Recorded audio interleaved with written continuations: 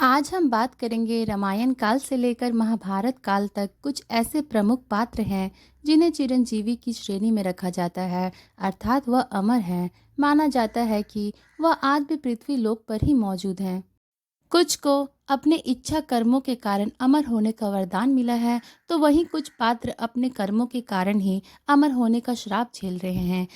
आइए जानते हैं। पहला है हनुमान जी। हनुमान जी रामायण से सबसे प्रमुख पात्रों में से एक हैं। उन्हें प्रभु श्री राम के प्रति अपनी अटूट भक्ति और निष्ठा के लिए जाना जाता है। जब हनुमान राम जी का संदेश लेकर अशोक वाटिका में माता सीता के पास पहुंचे, तो माता सीता ने प्रसन्न होकर उन्हें अमरता का आशीर्वाद दिया था।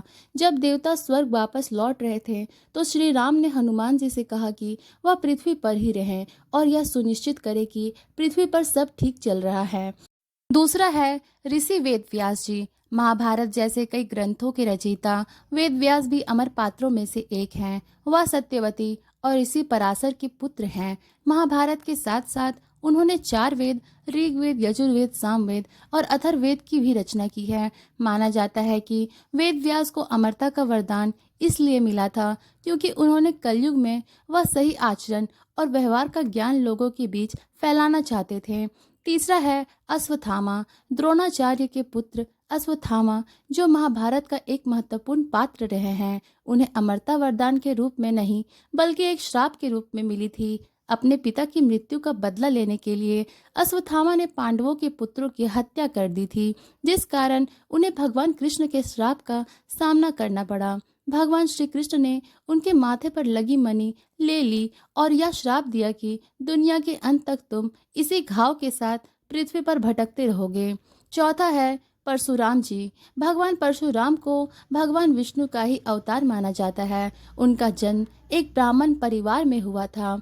वे भगवान शिव के अनंत भक्त थे।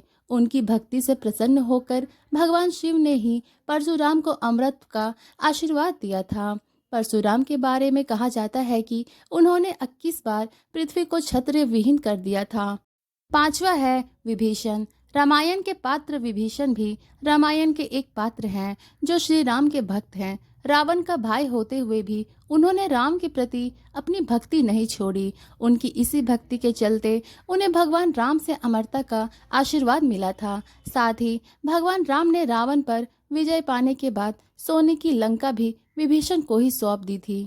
तो आज की वीडियो यहीं समाप्त होती है। ऐसी और भी वीडियो देखने के लिए सब्सक्राइब करें और बेल आइकन दबाना ना भूलें। तब तक के लिए अच्छे रहें, स्वस्थ रहें। धन्यवाद।